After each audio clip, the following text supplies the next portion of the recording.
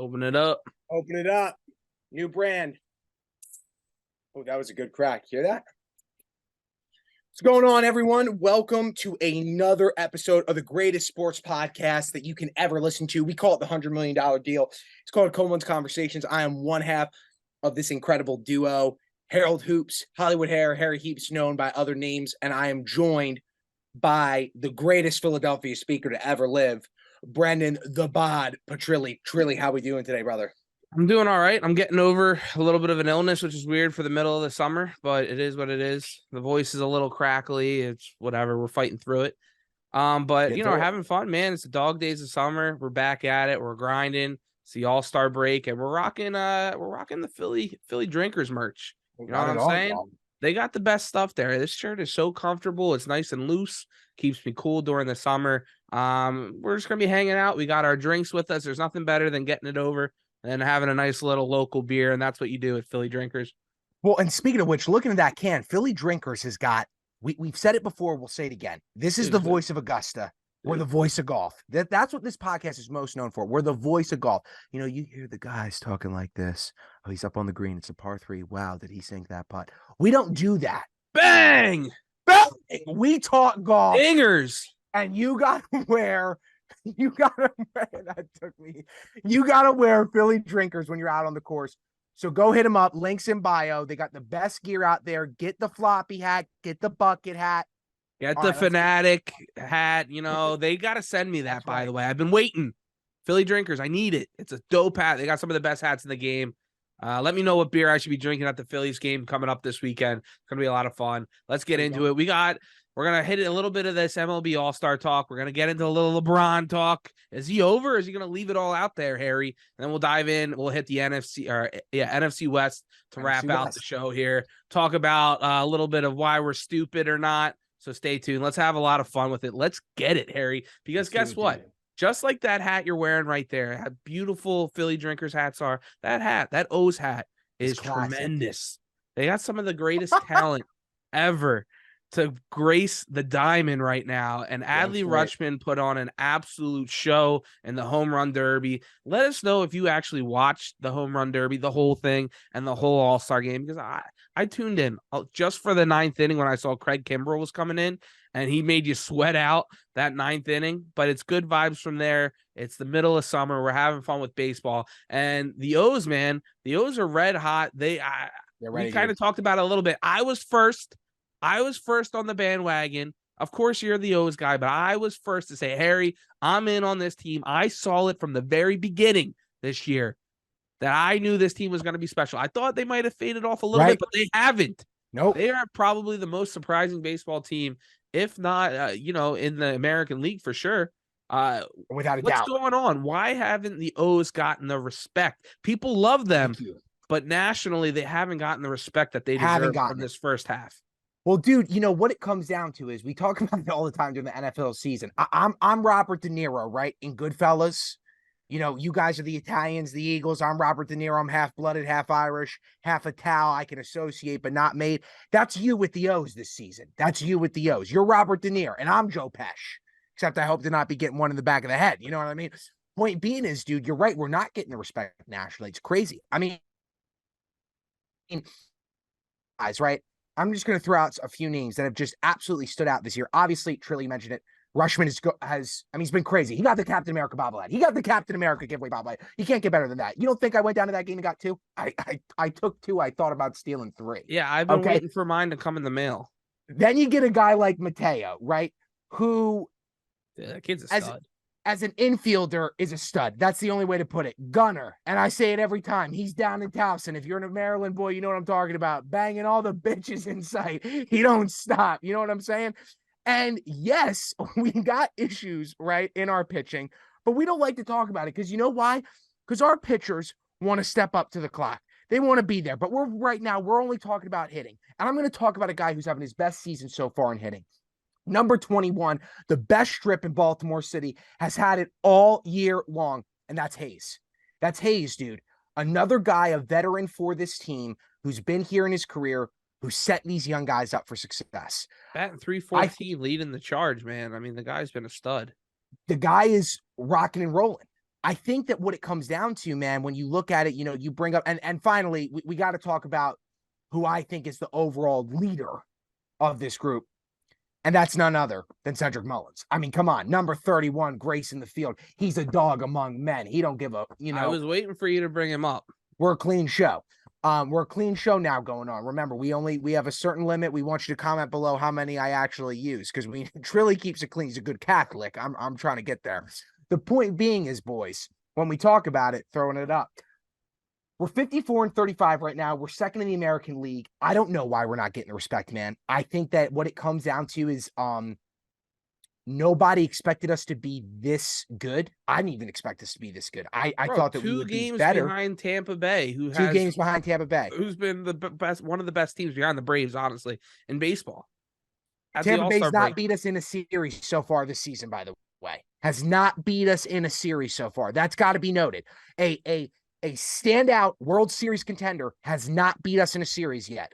The New York Yankees, a World Series contender, has not beat us in a series yet.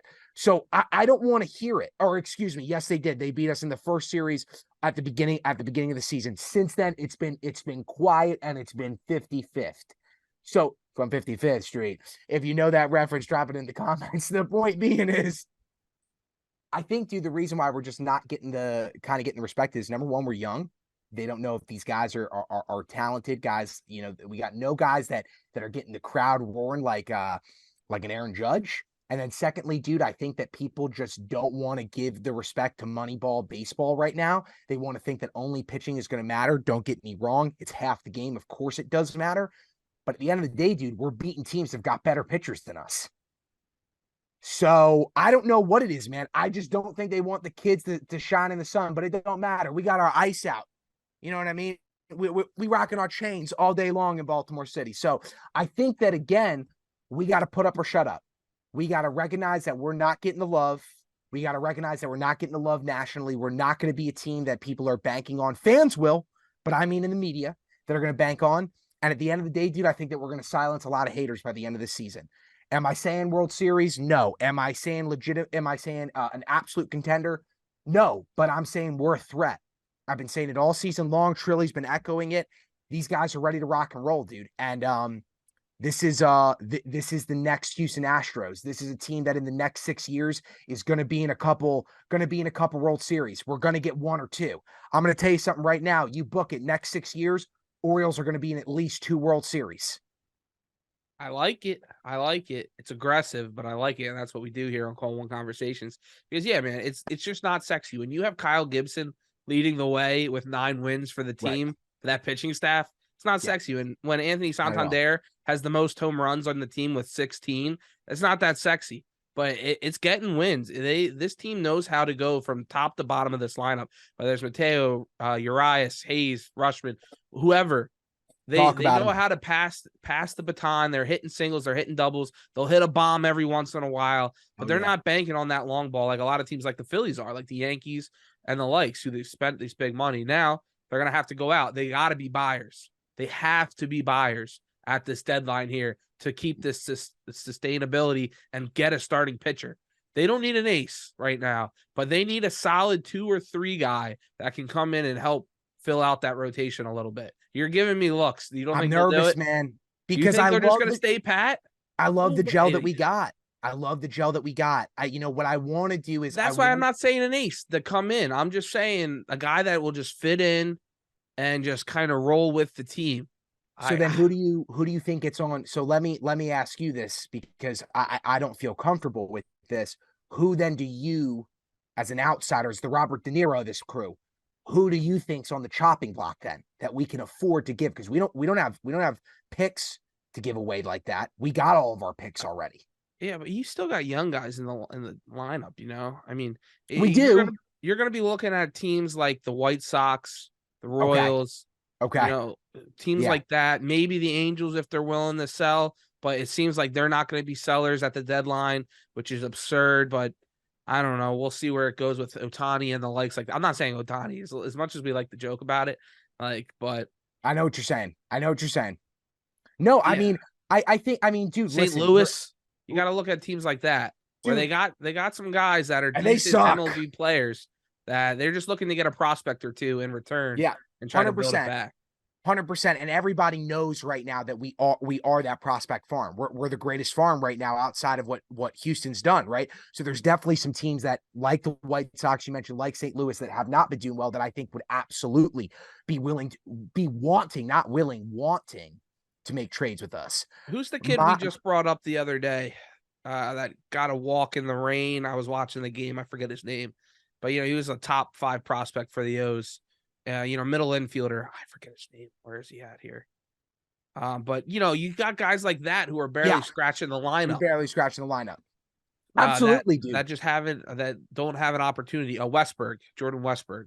So I mean, we just got to find the right team that's okay with knowing that if they get this guy off their books, the Orioles are going to have great success. So a team like the White Sox, they don't give a crap if the Orioles have great success. They're never facing us. So that's okay. But what I think it comes down to is I don't want to put this team's future in jeopardy. Listen, man, what I'm banking on is, how I have wild dreams about LeBron James going to the Knicks, right? Well, my wild dream about this team is that this team's getting sold this time next year to an owner that wants to put money in, right? We've had this convo. Yeah. And so for me, what I think best puts us in that position is if we can get a guy who can pitch the ball real deal, again, like you said, not an ace, but can make us more competitive, I'm all for it. But I'm not for it if it means we got to give up somebody that's making up this core glue that's going to put us in a position to get an owner who wants to invest money. Mm-hmm. No, I agree.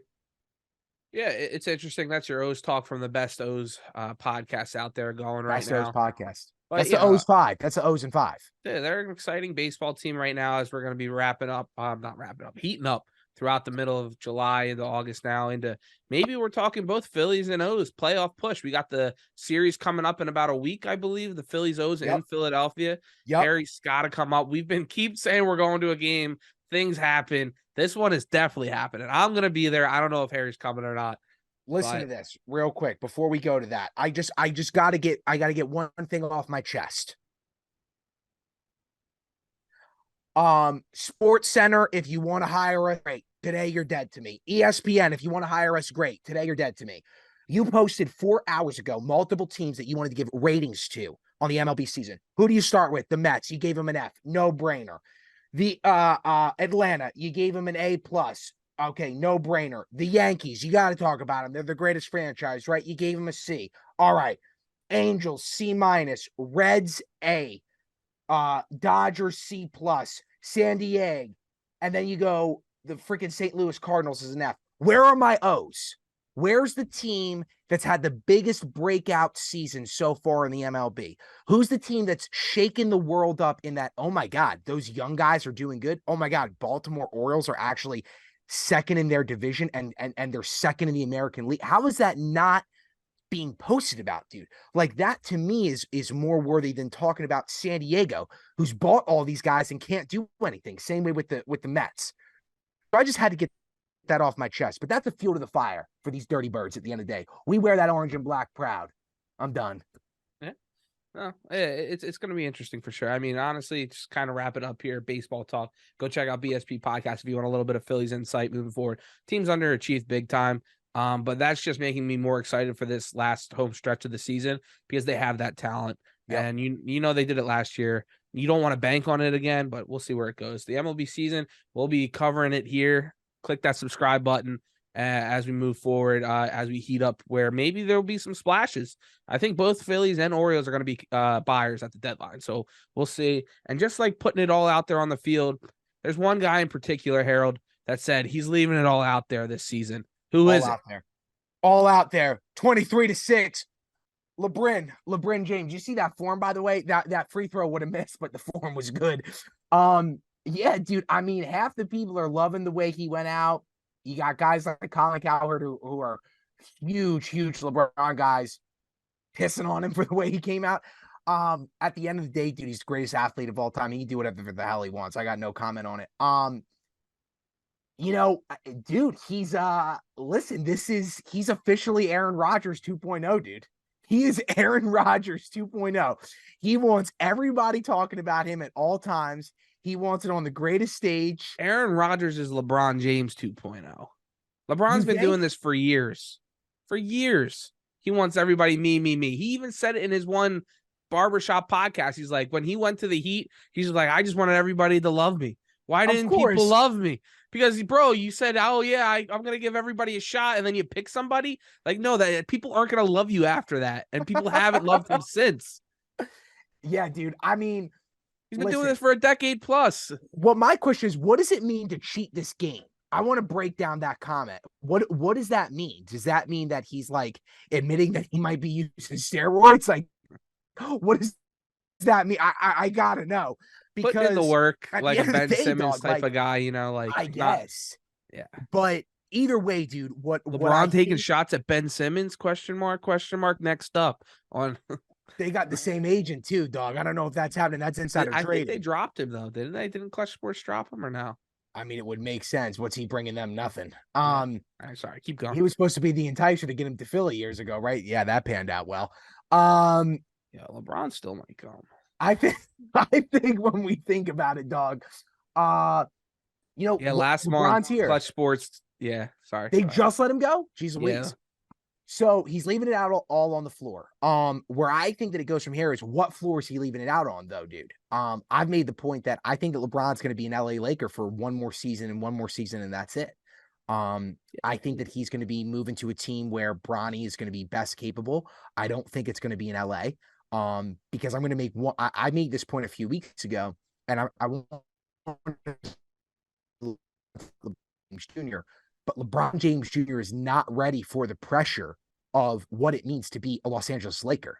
He's just not. His talent level is not there to be able to handle the hype of other men that have worn that jersey, including his father. But another organization, could it work? Absolutely. It's not going to be Cleveland. But could it be another organization? Could it be the Knicks?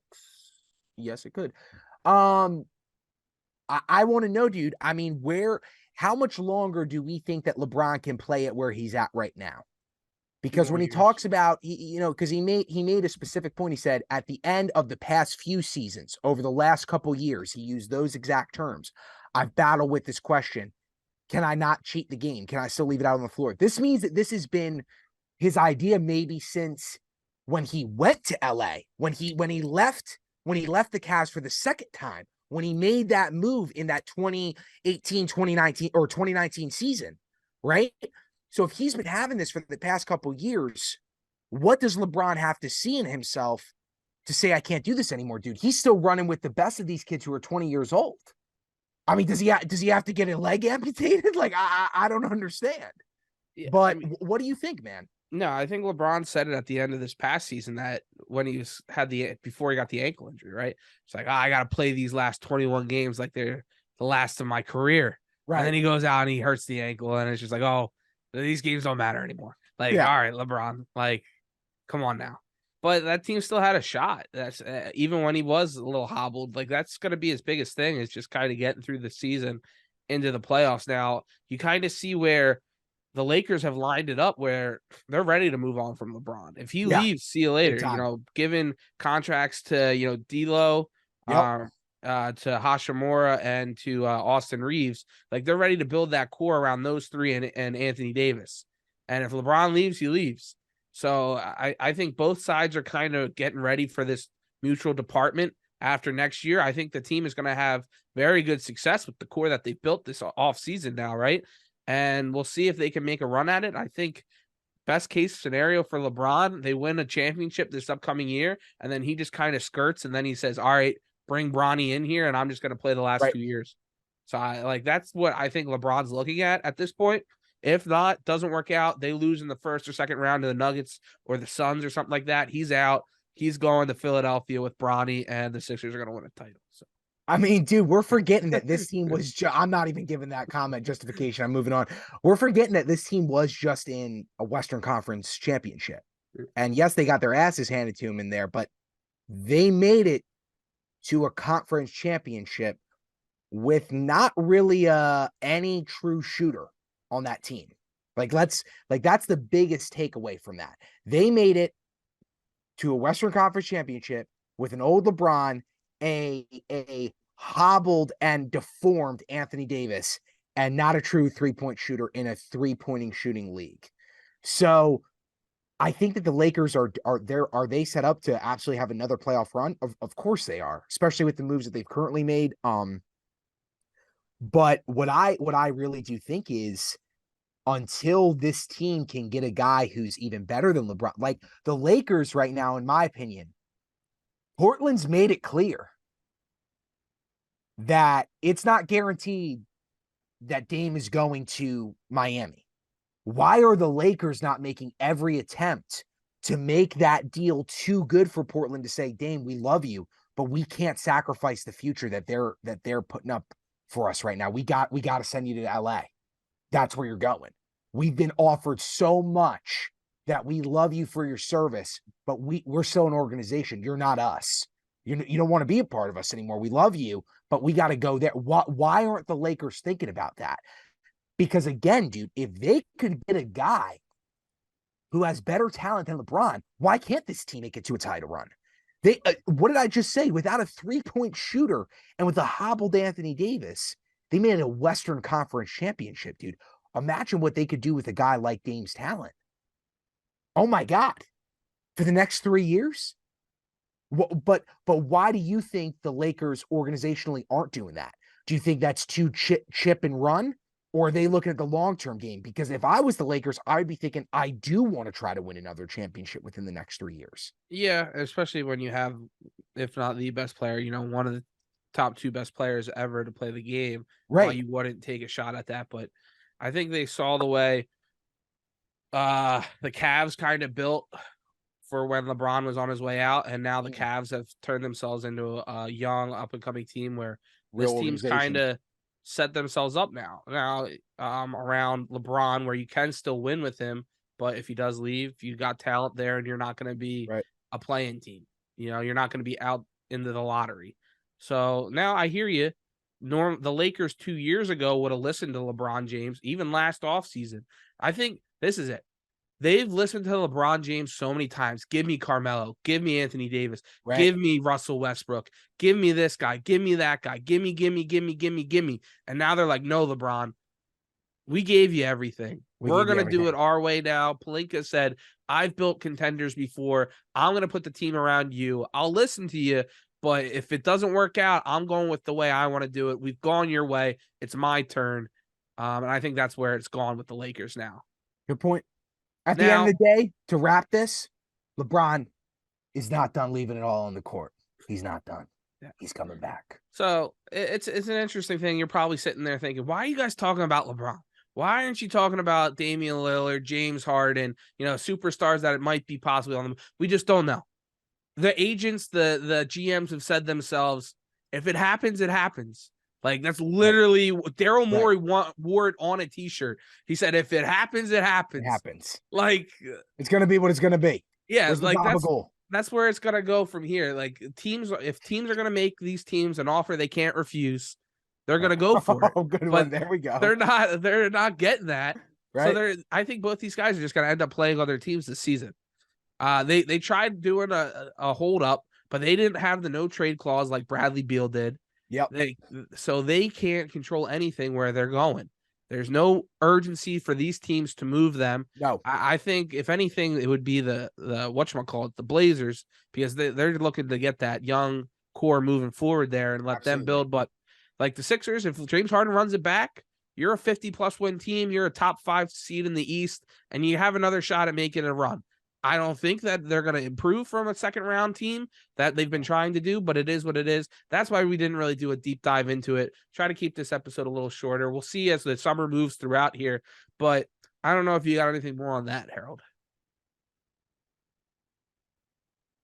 But we don't talk non-starters on this show. I mean, people who are getting the $100 million deal don't talk non-starters. So for all the fans that want to hear about a non-starter, go to a different show. I mean, we only talk facts here and things that are on people's minds.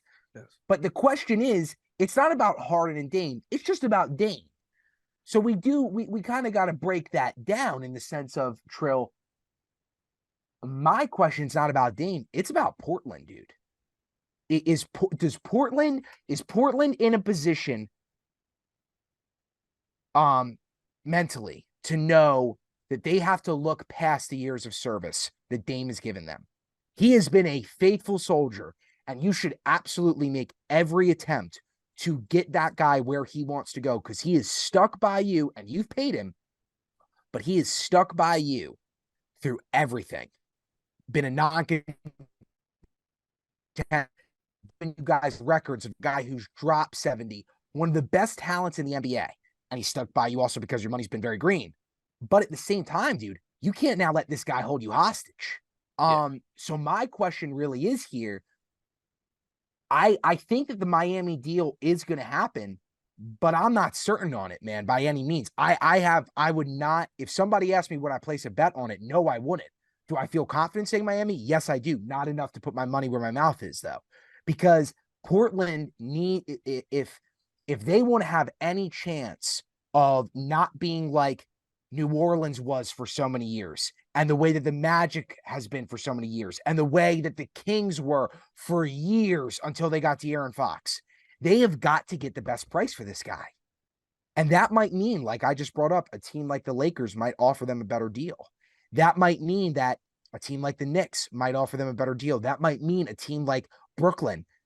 Dame recently brought that up in an interview. Might be that team. That Philly might be that team. But my question to you is, we've seen it before. Most of the time, superstars get their way. What do you think? Do you think that this organization is going to put their priorities over public opinion? Yeah, I don't know. I think they're at a point where you're right. Damian Lillard was probably the most loyal superstar. Frustrating enough as a fan who was trying to beg for Damian Lillard 2 years ago. Right. And he's built up that, I want to build something here. I want to do it for Portland. I don't want to play for a mega team. He even said going into this offseason, right? But he might be the fastest guy to turn all that goodwill and just throw it into the dumpster.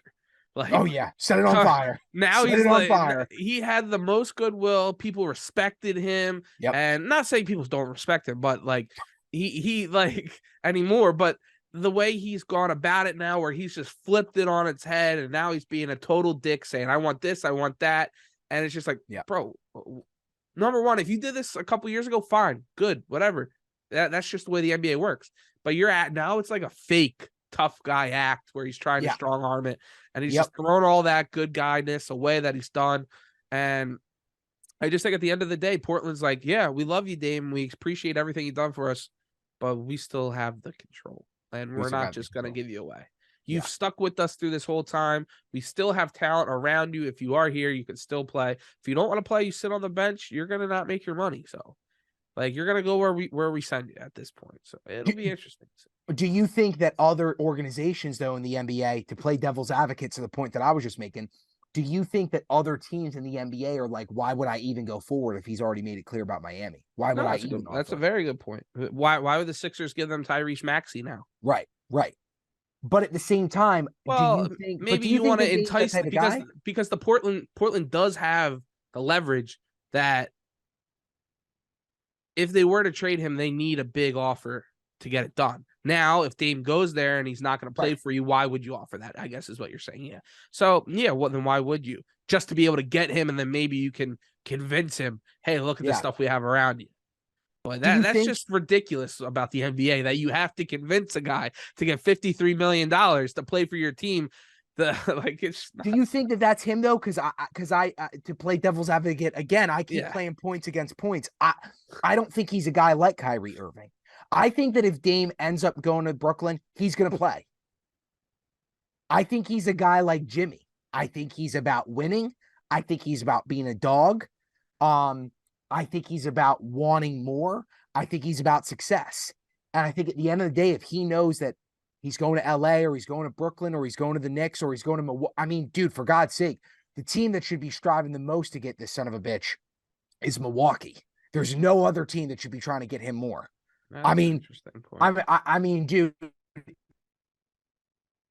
if the Milwaukee Bucks got Damian Lillard, they could possibly go on a run that the 2015, 16, 17, and 18 Warriors did. And I will go that far to say that. If you combine the length and talent of Giannis with one of the greatest dogs playing the point guard position in Damian Lillard. Oh my God, dude. Oh my God. And they have so much to get rid of. They have so much established talent. They can retain bench. They're not like the Suns where they're looking to bleed out. And I don't think that Dame would be like, I'm not playing here. But I wonder if teams fear that though. Like, again, I want to make it clear. I think that if he gets sent to another team, I don't believe he'll be a guy that's like, I'm sitting out. And then they got to trade him again. I think that he will play. But I don't know if enough other GMs believe that opinion of mine. Yeah. The thing with Milwaukee, though, you had a little bit of slop thrown out there, whether it was true or not, that teams are keeping an eye out on Giannis Antetokounmpo's contract situation if he gets another extension there, or he might want out next. So, but no, I definitely hear you. It would be a very good team. Very, very good team. You traded Drew Holiday and Middleton for him. Both teams get guys that can help your team grow and improve. The Bucks still have the bench depth. You lose some guys that help you win a championship, but you add a guy that might put you over the top where you've been kind of stuck. Yeah, you've been stuck. So, I don't know. We'll see. I think that's keeping up with the NBA for today because we want to try to keep this episode a little bit shorter. I think, right, Harold? We got places to be in a little bit, but we got places to be. We want to hit this break and then we'll do the NFC West. Nah, I'm thinking you want to round out with the people's new favorite segment and then we'll save the NFC West for another episode. I like that. I like open it up. Maybe that's the way to do it. We do the NFL shows in a 2-week minimum. We give them but we can't harp on it too much. Yeah, because we did the AFC West 2 weeks ago. We'll do it in 2 weeks, and then bada bing, bada boom. Yeah. I think that's a good spot for us here. Down because we got a lot of feedback. I think on the last episode where the people's new favorite segment that's going across America, across Europe. Our 3% listeners in Germany, we love you. We love them. It's interesting to see why they like us there, but it's what it is. I think it's because it's a relatable segment. Why are we dumb? Why are we stupid? That's right. We all know we're all a little dumb, right? But you have those moments you're like, whoa, right. I'm stupid. Right. And I think everybody has those moments throughout the week. Last week, we both had one. I had another one this past week, Harry. Me too, brother. You want to go first? Let me go. I got this. Yeah, you go. You lead it well. Over the past couple of years, getting a little older, getting close to 25 now, the vision's been going. It's been slowly going, tickling down. Things get a little fuzzy. I've always been a guy that I really don't like wearing glasses, but when you're watching the ticker across the screen, you can't really see it. Can't see the score bug if you're at a bar all too well. So you need the glasses to throw them on, clear it up. Everything's good. No headaches. So when it comes down to it, right, I lose my glasses now. I'm a very, you go to a bar to watch a game, you lose them. You take them off. It is what it is. Have a couple drinks, talking, watching a game. You forget them. So I'll be wearing my sunglasses a lot, right? Because they're prescription. And I'll walk into buildings and I'll just keep them on, not realizing that I still have them on because I have like the blue tint. They're over there. And they're like the blue light glasses. Or the blue tint? What? Blue light or blue tint? Blue tint and blue light. And they're both. So I can wear them and I'll wear them while I'm on the computer or whatever too, just because you got the blue light. And, you look good. You feel good. You look good. And I can see. But it's not like the glasses make it all too bright. So it kind of brightens it up because of the blue tint. And when you're wearing them, I don't really realize I'm wearing them anymore because I can see well. It's nice and bright. And the other day I get in the car after a gig with the Fanatic and I'm driving at night. It was like, going into the night and I'm driving with them on. I'm like, I talk to the guy next to me. I'm working. I'm just like, are these headlights on? Like, I feel like it's super dark. I'm like, why is it so? Like, I feel like these headlights aren't working right now. And he just he's on his phone. He's like, oh, I don't know. It's weird. Didn't really look at me. And then like a couple minutes later, I'm like, I'm messing with them. I'm like, oh, I'm wearing my sunglasses in the dark while I'm driving. And I'm just wear my sunglasses at night so I can. Dude, that was pretty good. I like that, dude. That's a great story, dude. And I'm just like, why didn't you tell me this, number one? The kid's just like, we're just working. We're trying to get home. But I'm just like, damn, I'm dumb. So that was my moment. Dude, it happens, man. I don't know if mine is.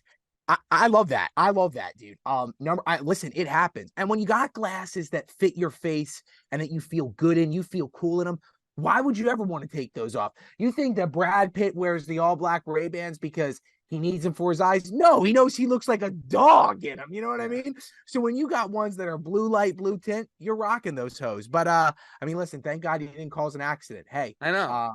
And you don't want to take them off because you still want to be able to see while you're driving. You don't bring your regular glasses with you. That's right. Glasses, people. I'm new to the game. Let me know what I should do. Should I get like the transition glasses that like do the tint with the light? But I heard they take a little time and they can be annoying. So I don't know what I need to do. Do I need to carry them around? But I'll lose them doing that is my problem. If I'm carrying two pairs around, strapped like that, do I need like a holster? Yeah, what does that mean? Like, are you doing cases now? What are you, an old man? Let me put on my readers. Dude, I'm only 24 years old. I shouldn't be dealing with this, but it is what it is. Not. Let me know what you think. I need help. All right, I'm going to round it out. I'm going to do one that we can all relate to, you know, and for all the ladies and the gents that are in here, we like to be cleanly. This is a cleanly show. We're clean. We smell good. We take pride in that. And I take pride in the way that I wash myself, in my skincare. You know, I like to think I have pretty good skin. But at the end of the day, Trilly knows this about me. Many of my friends know this about me. I'm a sucker for a deal. You know, if I see a deal, I'm going for that deal. So, you know, having a membership to a place like Costco, that's a no-brainer. I mean, you know, Costco, if you want to sponsor us, BJ's, we don't really like you. You're kind of the lower end, but we'll take. How about Sam's Club? No Sam's Club? You know, Sam Club's a little too high rent for me. But the point being is, if we move on, you know, I'm a big CeraVe guy. CeraVe, I would love for you to become the main sponsor of this podcast. Give me free product. Give us a check. We love you. We'll relate why athletes should use CeraVe. We'll talk sports, why LeBron James using CeraVe to clean his skin. But I hear about this thing called Sudafil, and you know they're advertising it, right? And they got it at Costco now. They're selling it in a bundle pack, and I'm like, well, you know, I could go to my local grocery store, and I could pay for one bottle of CeraVe what I get for Sudafil here. Have you ever heard of the phrase "Don't fix something that's broken"? I wanted to fix something that's broken. CeraVe's been rocking and rolling for me, cleaning that skin, getting it nice, getting it clean. But this deal's calling my name, 2 for 1. I got to get it, right? Well, I go, I get it. I bring it home, and after 3 weeks, what happens to me? But I've been breaking out like crazy. Don't let the deal overcome your sensitivity to your skin. I thought that the pocket mattered more. No, what matters more is the way I look. So I've had to now go back to CeraVe. I take the loss. I bought the 2 bottles, not using those things again. I threw them out.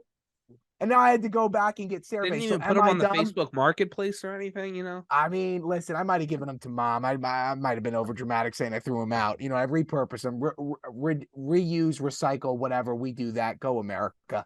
The point being is, ladies and gents, am I stupid? Don't fix what's broken. Go with what works for your skin. CeraVe, we love you. Cold Ones Conversations. I love Polar, but this week I drank Waterloom. We're going to be back next week. Trilly, close us out. Yeah, thanks everybody for listening. I hope you enjoyed the segments. Trying to keep it a little shorter as we move through the heat of summer here where there's not as much going on. Next week, hit that subscribe button. We'll be diving into the NFC West. It's an interesting division. A lot of things moving parts. People are going to try to contend with that 49ers team now. Maybe some of them have reached that point. Stay tuned for next week. Click the subscribe button, hit the bell. We'll be going to some Phillies games moving forward here. Go O's, baby. Keep it up with the NBA, of course, as we always do. It'll be interesting to see if deals actually get done by the time we do the episode next Friday. So we'll see. Thanks, everybody, for listening. Go check out Philly Drinkers. I want the hat, the Fanatics hat. Send me the hat, Alex. We need it. But thanks, everybody. Shout out to 215. Go Birds.